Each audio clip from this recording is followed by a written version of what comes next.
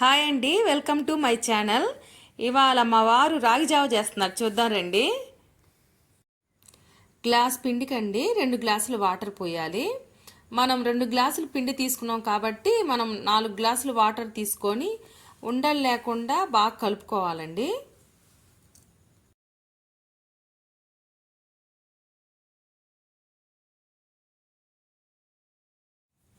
ఉండలు లేకుండా కలుపుకొని పక్కన పెట్టుకోవాలండి.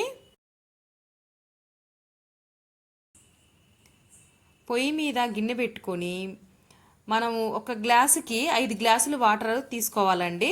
ఇప్పుడు మనం 2 గ్లాసులు పిండి తీసుకున్నాం కాబట్టి 10 గ్లాసులు వాటర్ తీసుకోవాలండి.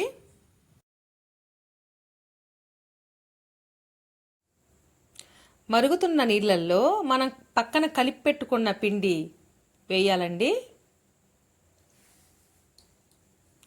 వేసిన తర్వాత బాగా కలుపుకోవాలండి. అడుగంటకుండా చూసుకోవాలండి. తగినంత ఉప్పు వేసుకోవాలండి.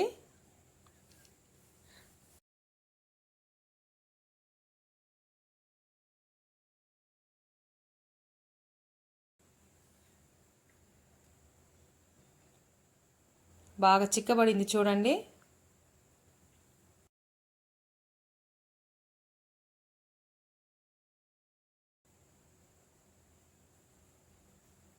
ఒక 10 నిమిషాలు ఉన్నాక ఆపేసుకుంటే సరిపోయిద్దండి. సర్వ్ చేసుకుందాం రండి.